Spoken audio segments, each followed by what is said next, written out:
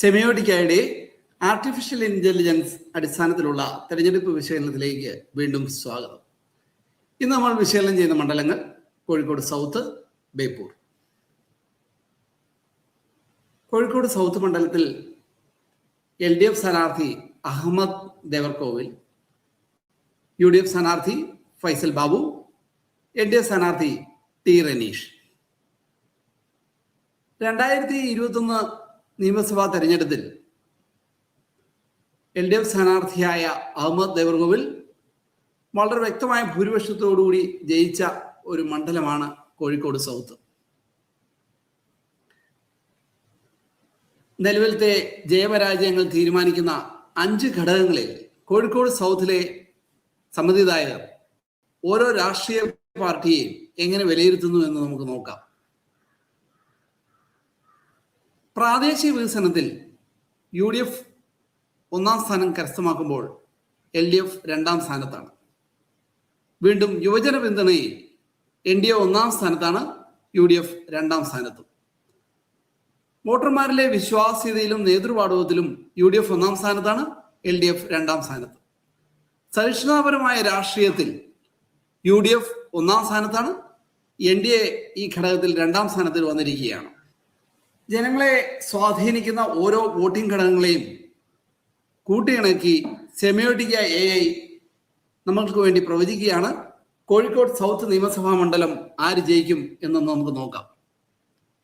നിലവിലത്തെ സാഹചര്യത്തിൽ UDF സ്ഥാനാർത്ഥിക്ക് ഒരു നേരിയ ഭൂരിപക്ഷമാണ് സെമിയോട്ടിക്ക AI പ്രവചിക്കുന്നത്. UDF സ്ഥാനാർത്ഥി ഏകദേശം 40% വോട്ട് വിഹിതം നേടി ഇവിടെ ജയിക്കുവാനാണ് സാധ്യതയെന്ന് സെമിയോട്ടിക്ക AI പറയുന്നു. LDF സ്ഥാനാർത്ഥി തൊട്ടുപിന്നിൽ 37%, NDA സ്ഥാനാർത്ഥി 22% വോട്ട് വിഹിതം ലഭിക്കുമെന്നും സെമിയോട്ടിക്ക AI പ്രവചിക്കുകയാണ്. ഇനി നമുക്ക് ബേപ്പൂർ മണ്ഡലത്തിലേക്ക് പോകാം.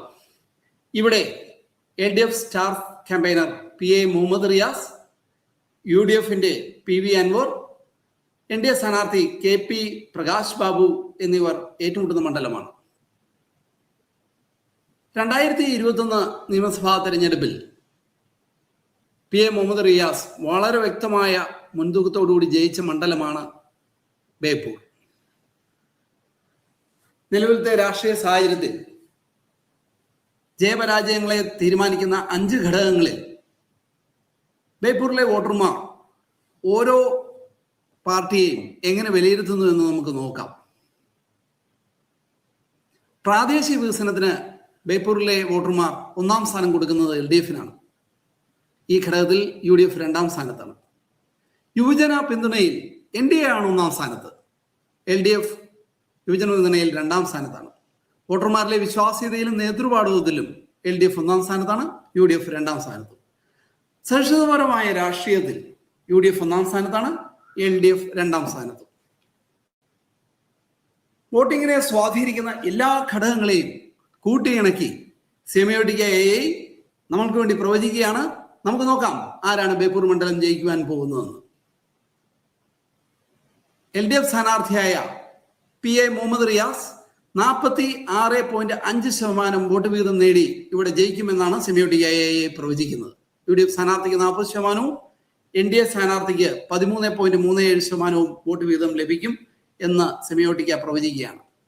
വീണ്ടും മറ്റൊരു മണ്ഡലവുമായി നിങ്ങളുടെ അടുക്കിലേക്ക് വരുന്നതുവരെ വി ആർ സൈനിങ് ഓഫ്.